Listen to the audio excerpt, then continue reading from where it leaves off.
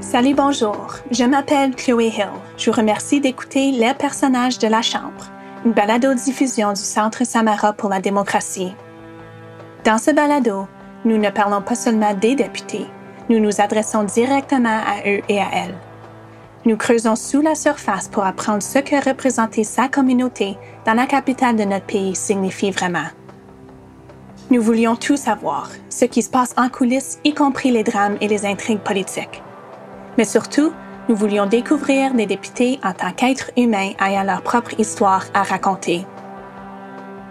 Dans cette série en 6 parties, nous entendrons des témoignages d'anciens et anciennes députés des 42e et 43e législatures du Canada, c'est-à-dire des parlementaires qui ont quitté leur fonction entre 2015 et 2021. Nous découvrirons leur expérience à la Chambre des communes et entendrons leurs conseils sur la façon d'améliorer l'expérience d'un ou une députée, pour la personne qui porte le titre, mais aussi pour nous, le public qu'ils servent. L'épisode d'aujourd'hui présente M. Rémi Massé, qui a représenté la circonscription québécoise d'Avignon, la Métis, Matane, Matapédia à la Chambre des communes pour le Parti libéral du Canada entre 2015 et 2019. Rémi a acquis 16 ans d'expérience dans la fonction publique fédérale avant de siéger en tant que membre du Parlement. Dans cet épisode, Rémi explique comment l'humour l'a aidé à établir des liens. Il souligne la nature exigeante du travail d'un parlementaire et la valeur de savoir défendre ses convictions. Voici notre discussion. Avez-vous grandi dans un foyer ou une communauté politique? Non, j'ai jamais pensé faire de la politique. Ça n'a jamais fait partie de mes objectifs, de mes ambitions. La politique est arrivée par hasard en 2015. En fait, faire une histoire courte, là, j'étais directeur général d'un cégep, là, d'un collège au Québec. Donc, il y avait eu des compressions importantes au niveau de l'éducation, au niveau provincial. Et c'est à la suite de mes positions que j'avais pris là, pour défendre évidemment les budgets en éducation là, pour favoriser évidemment le développement régional qu'on m'a approché là, pour me présenter en politique. Ce soit en 2015. Puis finalement, longue histoire, j'ai accepté de me présenter. Et c'est de cette façon-là que j'ai été élu député au fédéral pour ma circonscription. Est-ce qu'il y a une personnalité politique à laquelle vous admirez?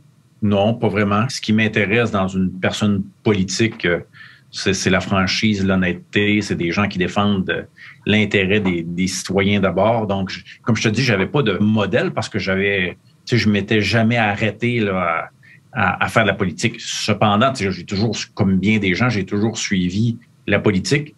Fait que c'est ça. Donc, il y a toujours des éléments qui ressortent de politiciens, là, mais j'avais pas de politicien en tête spécifique là, comme modèle. Là. Et M. Massé, comment vos proches ont-ils réagi à votre désir de vouloir vous lancer, d'entreprendre une carrière politique? Aussi surpris que moi, là, lorsque j'ai été approché, lorsque j'ai discuté avec ma conjointe, je m'attendais qu'elle me dise, es-tu fou? Mais finalement, non, la réaction a été très bonne. Puis elle s'est dit, ben écoute, c'est intéressant, compte tenu des positions que j'avais prises alors que j'étais au cégep. Donc, c'est une suite naturelle parce que j'avais réalisé très vite que sans appui politique, c'est difficile de faire avancer des dossiers dans une région comme la nôtre qui était dans l'opposition depuis 25 ans là, au niveau fédéral. Pouvez-vous me parler un peu de votre processus de nomination? Oui, ben j'ai appris, parce que je connaissais pas du tout le processus de nomination, là, donc politique, et le Parti libéral, évidemment, s'était engagé à faire des investitures ouvertes à partir de ce moment-là. Donc, rapidement, j'ai constitué une équipe. J'ai rencontré le président de l'association libérale de la circonscription pour comprendre un peu mieux la mécanique. Donc, évidemment, je savais qu'il fallait vendre des cartes de membres. Donc, pour nous, c'était important de s'assurer qu'on puisse procéder avec, quand je dis vendre, de s'assurer qu'on ait un membership pour qu'ils puissent venir voter, là, évidemment, lors de l'Assemblée d'investiture. Fait que j'ai pris contact aussi avec le parti de façon officielle pour manifester mon intérêt. Donc, il y avait toute une procédure à suivre. Évidemment, il fallait remplir des formulaires, il fallait que je passe à travers un processus de validation et de vérification des antécédents et tout. Là. Ça fait que j'ai passé à travers ce processus-là. Et finalement, j'ai été nommé par acclamation. Et pouvez-vous me raconter un peu du moment où vous aviez gagné votre siège? Ben, ça a été une campagne en 2015 très, très longue, là, 76 jours. Ça a été une campagne super intéressante dans la mesure où, comme je te dis, moi, dans la circonscription, c'était une circonscription bloquiste là, depuis 25 ans. Donc, les chances pour le Parti libéral de remporter un siège en Gaspésie était très mince. On était troisième au début de la campagne là, et à une bonne partie de la campagne. Puis à un moment donné, le vent s'est mis à souffler. Le premier ministre Trudeau avait l'avantage de la jeunesse, du charisme et tout et tout. Là. Ça fait qu'à un moment donné, les sondages se sont mis à rouler positivement. Pour nous, ça a été une campagne super intéressante là, parce que, comme je te dis, j'avais mis en place une super de bonne équipe. On était très, très, très présents sur le terrain. On faisait beaucoup de porte-à-porte.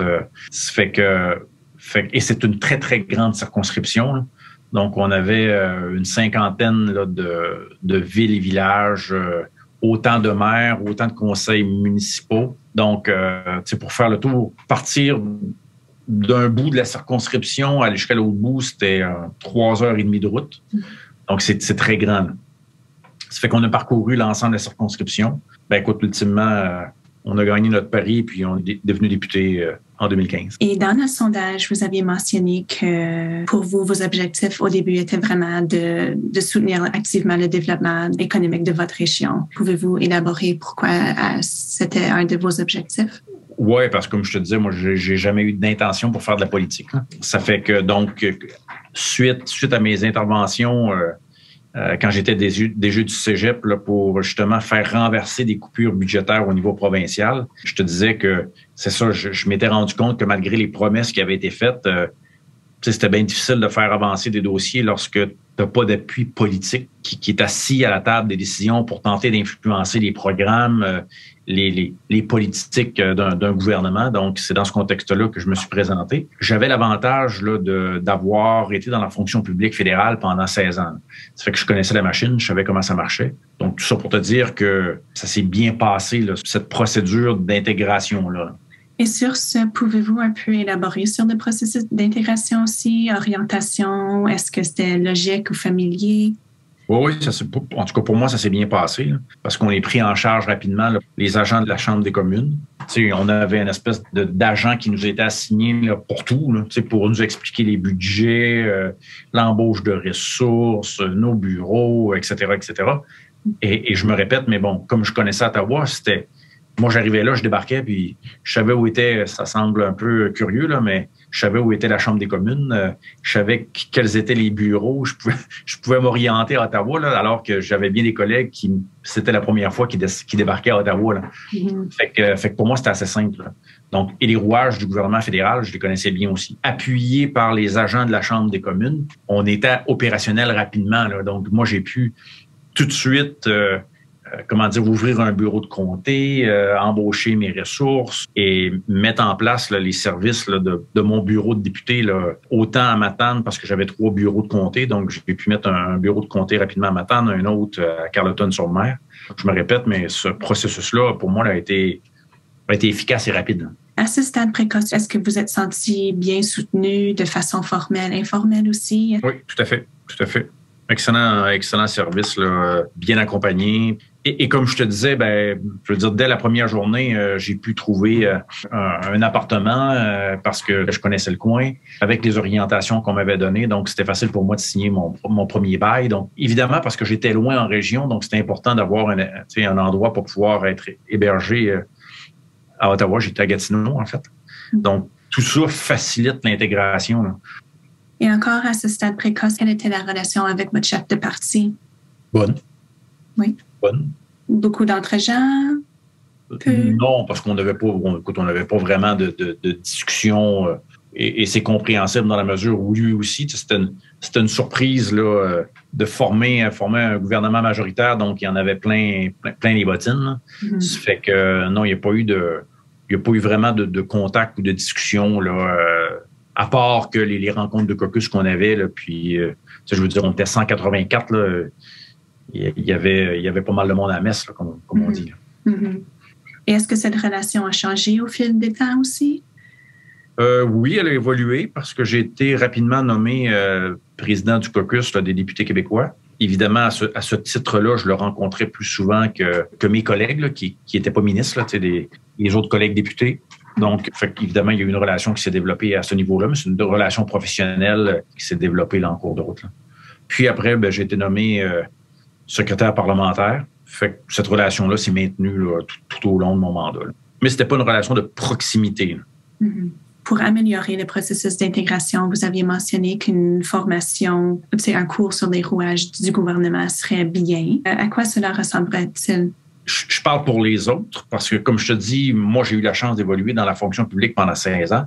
Ça fait que c'était facile pour moi là, de comprendre comment fonctionne l'élaboration des lois, les processus réglementaires, les deux chambres, le rôle d'un député, le rôle de la fonction publique, les agences centrales. C'est quoi des agences centrales? Comment ça marche? Encore une fois, toute la mécanique là, qui fait en sorte que avant de déposer un projet de loi, qu'il y a des mémoires au cabinet, qu'il y a tout un processus qui existe.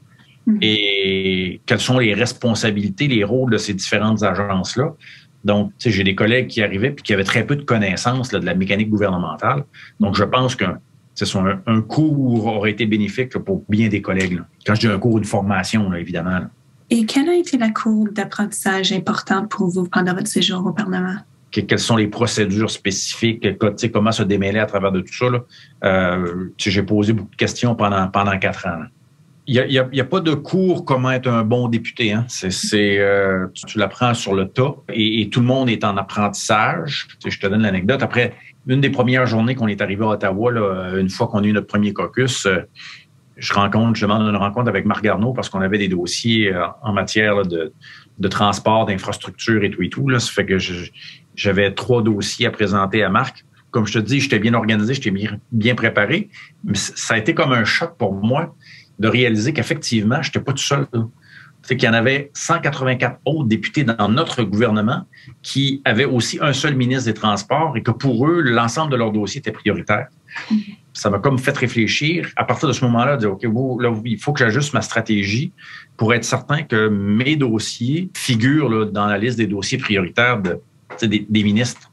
Comment avez-vous adapté un peu la stratégie pour vraiment mettre un emphase sur ces priorités-là? Oui, bon point. Tu sais, quand je te dis que ça m'a pris 2 ans, c'est que j'avais de bonnes relations. Je pense, une des forces, là, j'ai développé de bonnes relations avec l'ensemble des collègues. On m'a nommé président du caucus. Et j'ai réalisé pendant cette période-là que si on voulait faire avancer des dossiers, non seulement pour la circonscription, mais pour le Québec, il fallait aussi aller chercher l'appui des autres caucus. Donc, c'est quand j'ai compris, ça a l'air bébête, là, mais d'aller sécuriser l'appui de d'autres caucus, autant de l'Atlantique que l'Ontario, par exemple, ou l'Ouest, c'est tout un défi parce qu'eux autres aussi ont leurs priorités. Eux autres aussi, leur intérêt prime. Donc, comment arrimer les intérêts du Québec, de l'Atlantique et de l'Ontario? C'était toute une stratégie. Là. Et donc, ça m'a pris du temps. Là. Même chose au niveau, ça vient plus loin là, dans ton document, là, mais comment utiliser les médias, comment travailler avec les médias justement pour pouvoir mousser davantage le rôle du député, le rôle du président de caucus, puis jouer la game médiatique aussi. Ça me pris du temps là. Puis même encore à la fin, je le maîtrisais pas. Là. On aurait pu l'utiliser davantage là, pour pouvoir faire avancer les dossiers, puis ça a demeuré un défi. Là. Est-ce que vous aviez un exemple spécifique d'un défi avec les médias ou l'importance de leur rôle qu'ils jouent? Oui, et je te dirais que, par exemple, autant du côté du NPD ou autant du côté des conservateurs, ils avaient un porte-parole québécois là, pour justement parler des dossiers du Québec. Et ça fonctionnait bien. Donc, j'attendais, comme président du caucus, j'attendais plus l'aval du parti ou de notre gouvernement pour aller sur le plancher médiatique. Alors que j'ai compris trop tard que, je me répète quand je dis, il n'y a pas de cours comment être un bon député. Tu es laissé un peu à toi-même pour figurer comment ça marche, parce que tout le monde travaille le pied au plancher. Mais ça c'est un exemple. Donc, tu veux tirer ton épingle du jeu comme député, comme président de caucus, il faut que tu prennes le leadership. Donc, par exemple, il aurait fallu, dès le départ, que j'organise moi-même là, ces points de presse-là à toutes les 2 semaines, à la sortie du caucus, faire un scrum. Mais dans ma tête, je m'attendais à ce que ce soit mon gouvernement, le parti qui me demande « OK, Rémi, vas-y. Il aurait fallu que je prenne ce leadership-là, que j'ai pas pris. Et je te dirais que ça nous a nui au niveau de notre caucus là, pendant une couple d'années facilement. Parce qu'on prenait pas. Il y avait un espace vide et c'était occupé par le NPD, puis les conservateurs, puis le Bloc. Alors que nous, les libéraux, on était au gouvernement. Et moi, je me disais, ben, tu sais, on est au gouvernement, nos ministres sont là, évidemment, pour prendre le plancher. Sauf que ben, les ministres étaient souvent alignés sur la plateforme du parti, alors que nous, au caucus, on aurait pu prendre justement une tangente différente, là, complémentaire. Si on peut parler un peu plus au sujet de l'autonomie des députés, pensez-vous qu'il y en a assez, pas assez? Je pense qu'il y en a assez. Il faut pouvoir le prendre, ce rôle-là, et il faut savoir défendre ses convictions. C'est facile de critiquer qu'un député n'a pas suffisamment d'autonomie, mais il ne faut pas avoir peur non plus d'aller au bat, puis de pouvoir justifier, de pouvoir argumenter, puis de pouvoir défendre notre point de vue. Moi, je te dis que il y a bien des dossiers que j'ai pu faire avancer parce que j'ai défendu mes dossiers, j'ai argumenté, j'ai justifié, j'ai utilisé des méthodes, des stratégies pour m'assurer que ça fonctionne. Je n'étais pas juste dans la critique. Là. À un moment donné, c'est ça, il faut être constructif, puis il faut aller chercher des appuis. Puis bon, est-ce que j'ai toujours réussi? Non. Mais bien souvent, j'arrivais à mes fins. Là. J'aurais aimé entrer en politique avec ce que je sais maintenant. J'aurais été drôlement plus efficace. Là. Et c'est quelles connaissances qui te viennent à l'esprit qui t'auraient aidé? Comme je te dis, utiliser davantage les médias, connaître un peu mieux le rôle qu'on peut jouer, l'autonomie qu'on a, mais que je ne savais pas qu'on avait, puis comprendre un peu la dynamique du parti et la dynamique de notre gouvernement. Là. Et encore une fois, c'est de ma faute parce que oui, je m'intéressais à la politique, mais je n'avais jamais été impliqué à l'intérieur de la machine. Donc, il a fallu que je découvre en testant. Puis, donc, bref, c'est ça, j'aurais été un député encore plus efficace avec 4 ans d'expérience. Le parti s'attendait que ses priorités passent avant les demandes de votre circonscription. Ben, oui, parce que, à partir du moment où tu t'engages à être candidat d'un parti politique, évidemment, tu adhères au programme. Et puis, j'étais chanceux parce que je me retrouvais à l'intérieur du programme du parti politique. Là. Donc, dans les investissements au niveau des infrastructures, dans certaines réformes au niveau de programmes sociaux. Donc, quand j'ai développé ma plateforme régionale, ben, tout ça était aligné, évidemment, là, sur le programme du parti. Puis je me souviens que j'avais partagé ça et je me souviens aussi que ça avait fait réagir au niveau du parti. Ils trouvaient, dans certains cas, que j'étais allé loin, là, comme la création d'emplois en région. Ça fait qu'ils voulaient me faire changer, là, par exemple, certains passages de ma plateforme. Puis là, j'ai dit, pourquoi je ferais ça? J'ai dit, non, écoutez, moi, je me présente en politique pour pouvoir réaliser ça. Est-ce que je réaliserai l'ensemble de ces 10 objectifs-là ou de ces 10 promesses-là? Je ne le sais pas, mais je vais travailler pour y arriver. Mm-hmm. Donc, de part et d'autre, on avait fait des compromis pour s'assurer que, qu'on ajuste un peu la terminologie, mais les objectifs étaient toujours là. Donc, la réponse à ta question, c'est que je pense que les deux, on s'est adapté, mais il était tout à fait normal que le programme du parti prime, mais je m'y retrouvais à l'intérieur de ça. Mm-hmm. Je n'étais pas complètement déconnecté là, de ce que le programme mettait en place ou souhaitait mettre en place. Et pouvez-vous décrire la culture du travail au Parlement? La culture du travail au Parlement. Bonne question. D'abord, c'est un travail, ceux qui le veulent, c'est un travail qui est hyper exigeant parce que c'est de nombreuses heures de travail.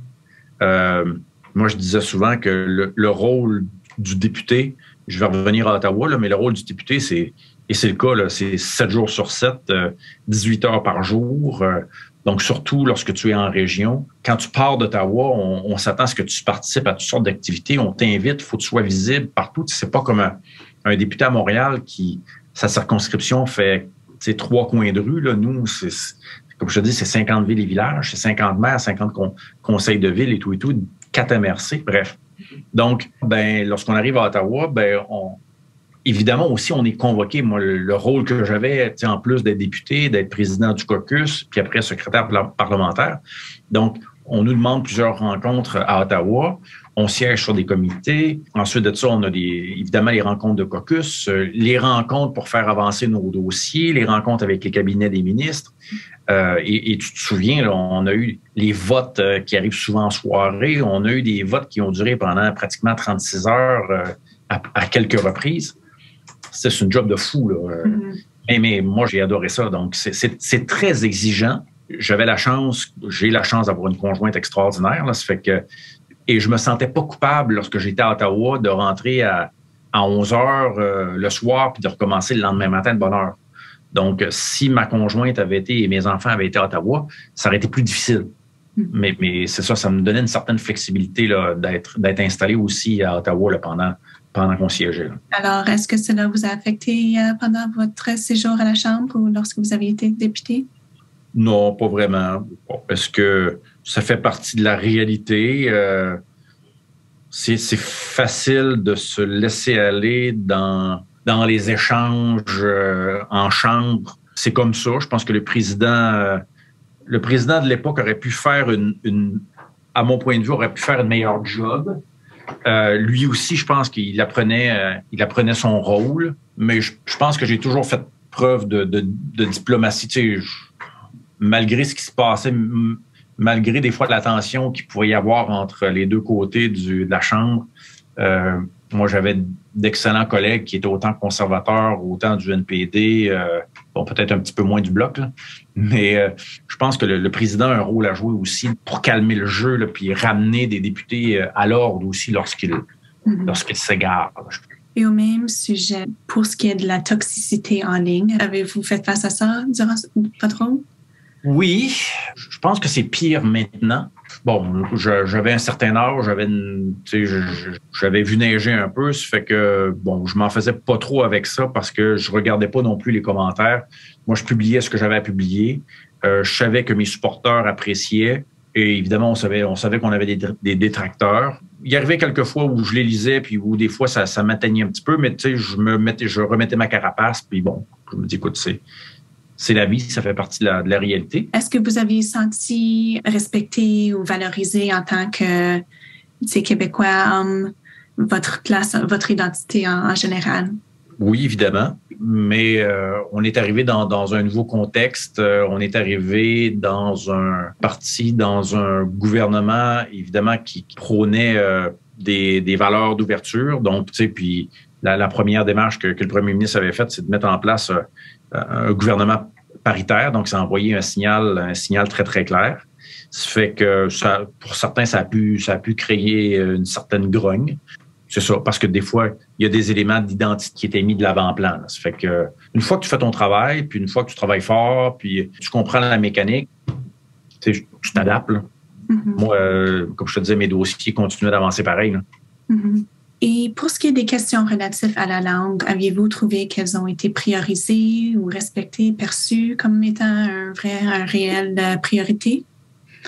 Ouais, je ne peux pas dire que c'est une priorité, mais je ne peux pas dire que c'était négligé non plus, parce que autant mes collègues anglophones s'efforçaient de pouvoir échanger en français avec moi, autant on avait l'ensemble des services requis. Là. Quand on était en caucus, les interprètes étaient là. Pour moi, c'était important en tant que président de caucus de toujours m'exprimer en français puis que mes collègues comprennent que ça s'exprimait en français.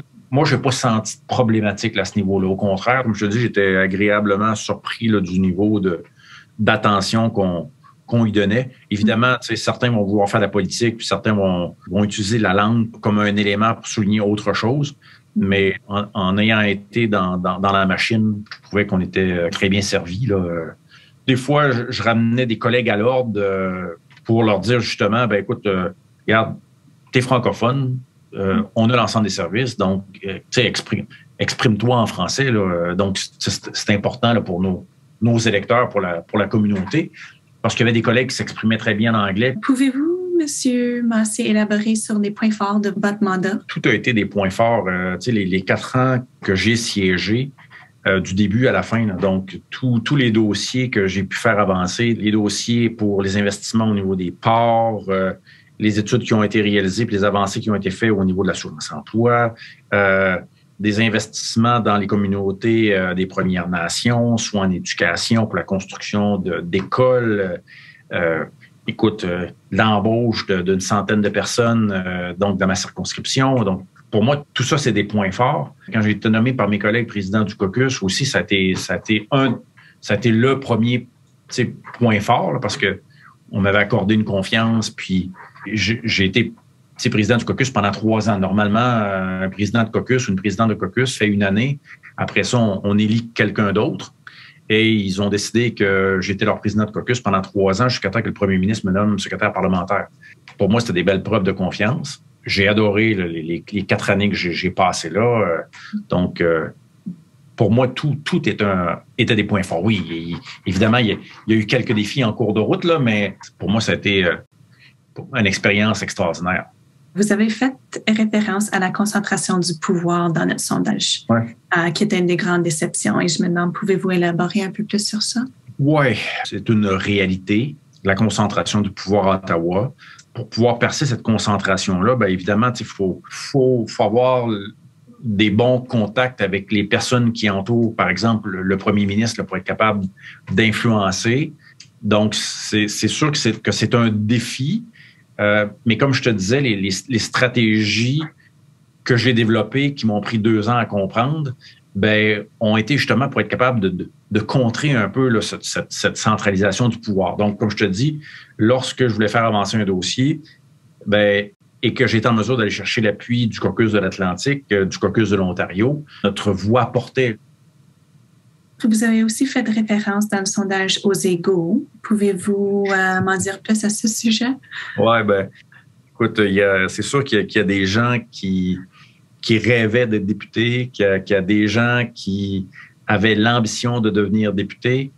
Et donc, il y a différents types de députés. Fait que c'est ça. Il y en a qui pour eux, il y a un prestige, il y a une notoriété. Et donc, c'est ça. Il y a des gens qui s'en montaient, je ne généralise pas, là, c'est ça. Donc, il y a des gens qui avaient des gros égos là, pour différentes raisons. Donc, mais c'était quelques rares exceptions. Et je me souviens très bien que ça a été une belle leçon, là, rapidement, là.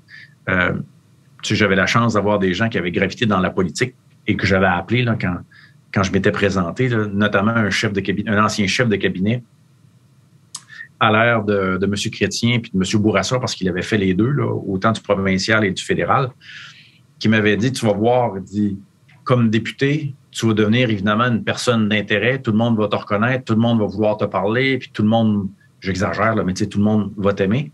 Mais la journée où tu perds tes élections, j'exagère à peine, mais tu sais, tu deviens un nobody. Là. Fait que tu n'es plus la première personne qu'on appelle, là, tu fais plus partie de la carte, des cartes de visite là, de différentes personnes. Fait que ça m'avait marqué beaucoup là, dès le début. J'avais compris ça, que tu es député, tu joues un rôle, mais c'est pas l'individu, c'est pas Rémi Massé là, qui est intéressant, c'est le député Rémi Massé qui est intéressant. Ça fait que, mais il y a des gens qui n'ont pas été en mesure de pouvoir faire la distinction entre le rôle du député puis l'individu. Donc, longue histoire pour dire que c'est ça. Certaines personnes, encore aujourd'hui, certaines personnes sont encore députées aujourd'hui et ont conservé évidemment le même ego. Là, donc, bref. La vie en politique est décrite en étant très sérieuse et, comme vous l'avez dit, exigeant. Aviez-vous des moments amusants que vous avez vécu à la Chambre des communes? Oh, oui. J'ai des moments, écoute, pour moi, ça a été amusant tout le temps. D'abord et avant tout, en campagne électorale, c'est drôle parce que j'avais une équipe fantastique. Là. Je fais une parenthèse, mais je faisais du camping parce que j'ai 4 enfants. J'avais un motorisé, donc un RV. Et j'ai fait ma campagne dans un motorisé avec mon équipe. Donc, on pouvait parcourir la circonscription au complet, mais on était autonome. Là, on avait nos lits, on avait notre bouffe, on avait tout ce qu'il fallait. Donc, c'était extraordinaire. Donc, tout ça a été des moments fantastiques. En chambre, il est arrivé différents moments cocasses. Là. Je te parlais là, des 36 heures à un moment donné qu'on a siégé là, avec tous les votes de fous qu'on a eus. Ça fait que j'aimais bien taquiner mes collègues. Là. Je pense que c'était important là, de s'amuser. Puis dans ce contexte-là, à un moment donné, je me souviens, je pense qu'il était 2 heures du matin, je m'étais mis à chanter une chanson. Là. Et ça avait fait les médias. Puis en tout cas, c'était des moments cocasses comme ça parce que, comme je te dis, j'aimais bien taquiner les gens, puis j'aimais bien mettre un peu de plaisir là, dans cette job un peu de fou-là. Là. C'était quelle chanson?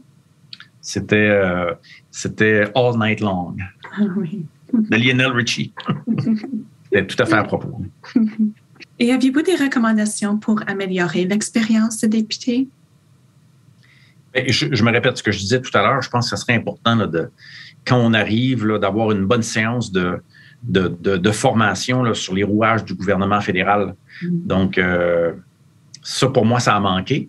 Quand il y a des gros changements gouvernementaux, lorsqu'il y a un paquet de nouveaux qui arrivent, mais je pense que c'est toujours utile là, à chacune des élections. Là, il y a toujours des gens nouveaux qui bénéficieraient là, d'avoir une familiarisation avec la mécanique du gouvernement fédéral. Suite à votre défaite, vous aviez mentionné que c'était un processus assez intense. Pouvez-vous m'en dire plus à ce sujet?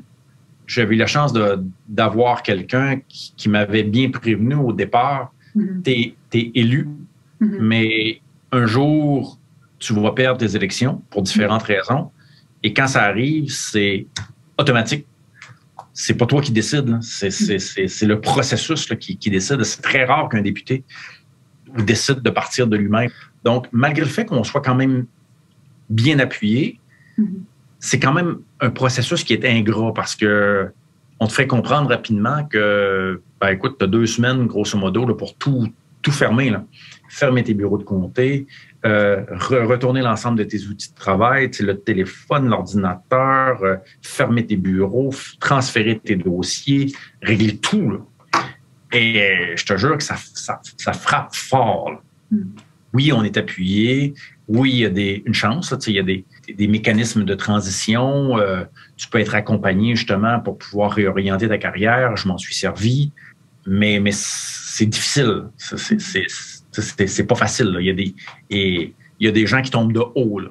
Je suis chanceux parce que, bon, j'avais un certain âge, j'ai encore un certain âge, puis j'ai vécu avant de faire de la politique.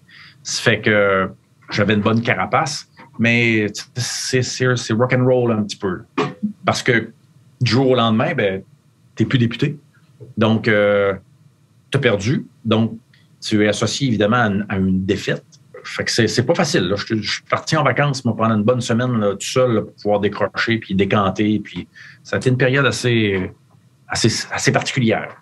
Donc, lorsque la vague bloquée s'est arrivée, paf, c'est ça.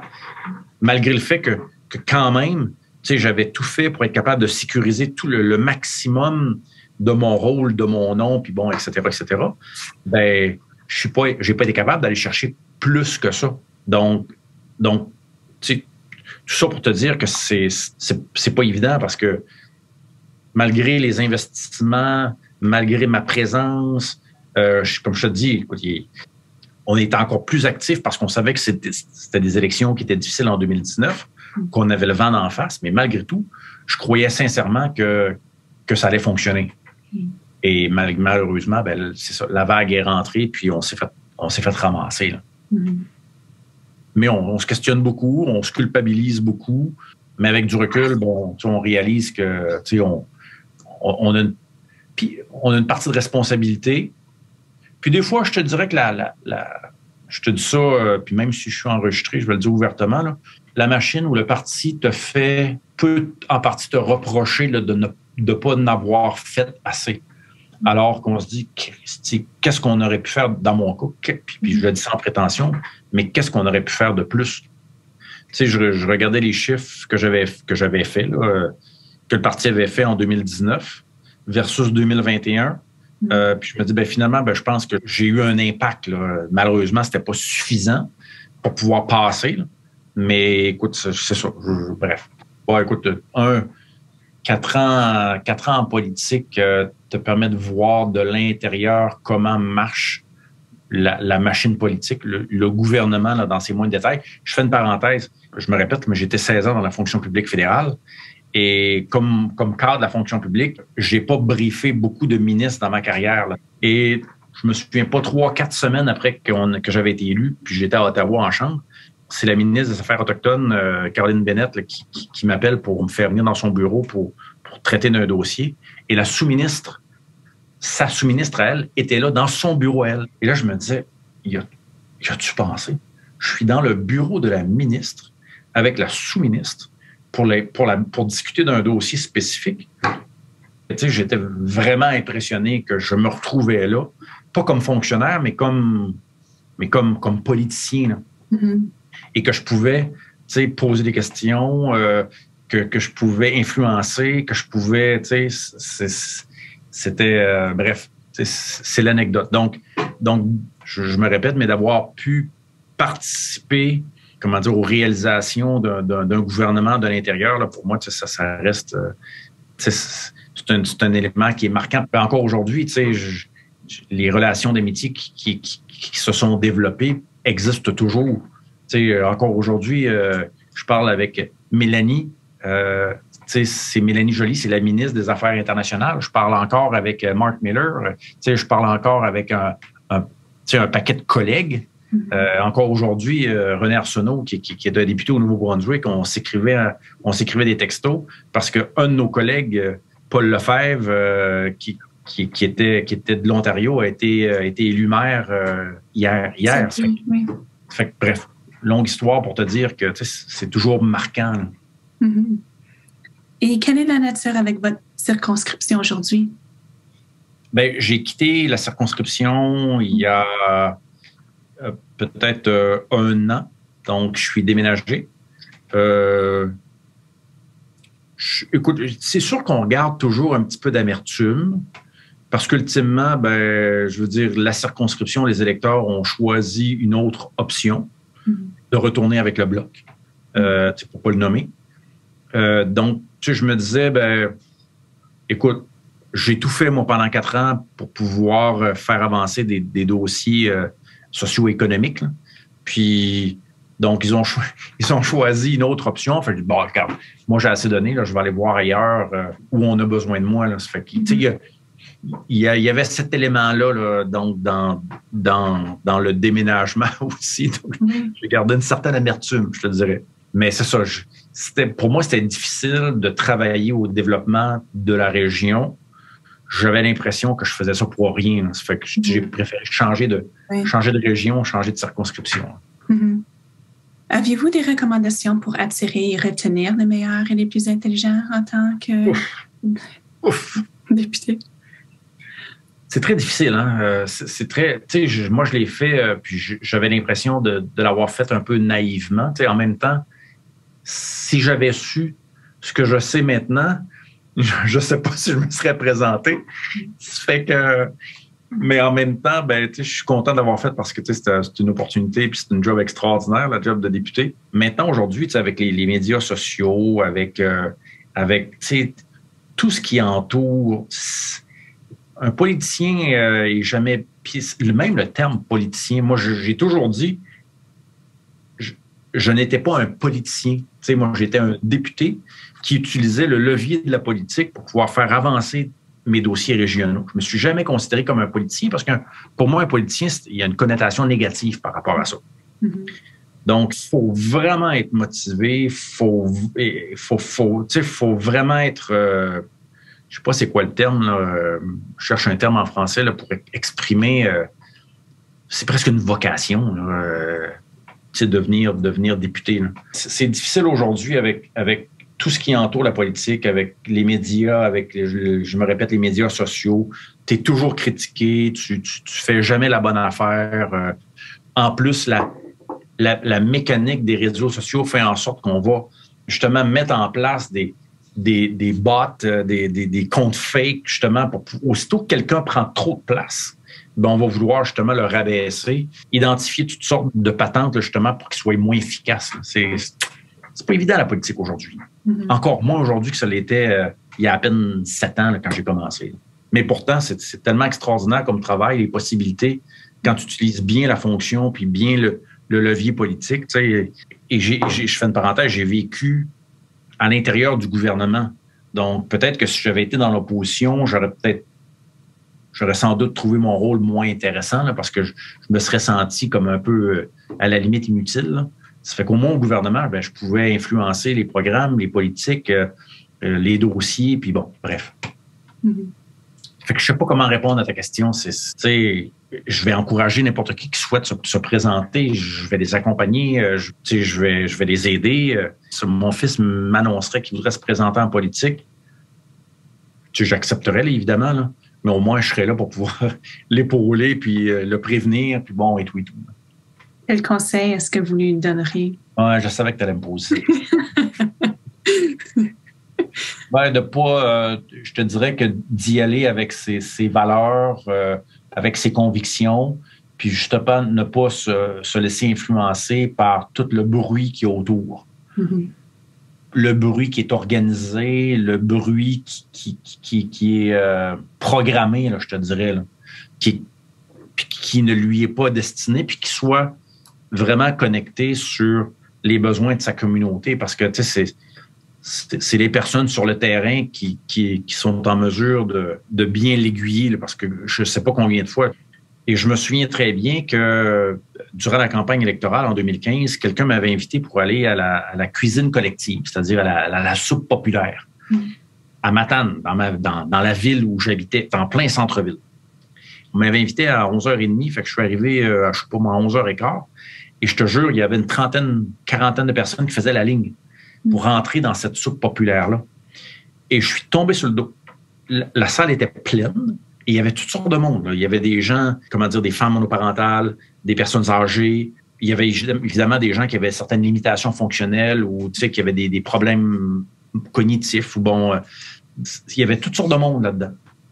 Et pour plusieurs, ils allaient chercher leur premier repas chaud de la semaine. Ça arrivait une fois par semaine. Et là, pour moi, là, je voyais pour la première fois une partie de ma société, de ma communauté que je n'avais jamais vue avant. C'est la pauvreté, l'isolement, et ça m'a frappé énormément. Donc, ça pour te dire que ce rôle-là de député me fait comprendre aussi, me fait voir des choses que j'aurais jamais pensé voir, parce qu'on n'est pas... c'est pas parce que je n'étais pas sensible, mais tu sais, on a notre travail, puis on a notre famille, puis il y a des choses qu'on réalise qui existent là, que je ne pensais pas qu'ils existaient. Là. Et pour moi, ça me faisait justement travailler davantage pour aider des personnes plus vulnérables, pour s'assurer qu'il y ait les bons programmes, qu'il y ait des bons services. Mais c'est ce rôle de député-là. Sans ça, j'aurais jamais vu ça, ce type de choses-là. Mm-hmm. C'est clair que ses convictions et ses intentions d'avoir un impact positif sur sa communauté ont propulsé Rémi tout au long de son mandat de député. Nous tenons à remercier encore une fois Rémi pour sa contribution à ce projet. Dans notre prochain épisode, nous aurons une conversation avec M. Guy Caron qui nous amènera dans les coulisses de la Chambre des communes et discutera du leadership, de la démocratie parlementaire et de sa transition aux politiques municipales. Merci d'avoir écouté Les personnages de la Chambre. Un grand merci à tous les anciens et anciennes députés et merci à vous d'avoir écouté Les personnages de la Chambre. Je m'appelle Chloé Hill, coordonnatrice de recherche au Centre Samara. L'équipe qui soutient ce balado est composée de Sabrina Dellen, Beatrice Wayne, Vijay Kumar, Colm O'Sullivan et David Moreau. La chanson thème a été composée par Project Whatever. Nous sommes reconnaissants au patrimoine canadien pour son soutien financier. Le Centre Samara pour la démocratie est une organisation caritative non partisane. Notre mission est de réaliser une démocratie résiliente avec un public engagé et des institutions réactives. Pour soutenir notre travail, visitez samaracentre.ca et cliquez sur « Faire un don ». Ce balado fait partie du projet d'entrevue avec les députés sortants et sortantes. Pour en savoir plus sur ce projet et d'autres recherches, visitez notre site web et suivez-nous sur Twitter et Instagram @ The Samara Center. Si, comme nous, vous vous intéressez à l'aspect humain de la politique, aidez-nous à faire connaître notre balado. Évaluez et laissez un commentaire sur notre émission sur Apple Podcasts. Vous seriez surpris de voir à quel point cela nous est utile. Parlez-en à vos amis et si vous enseignez, partagez cette émission avec votre classe. Merci de nous avoir écoutés.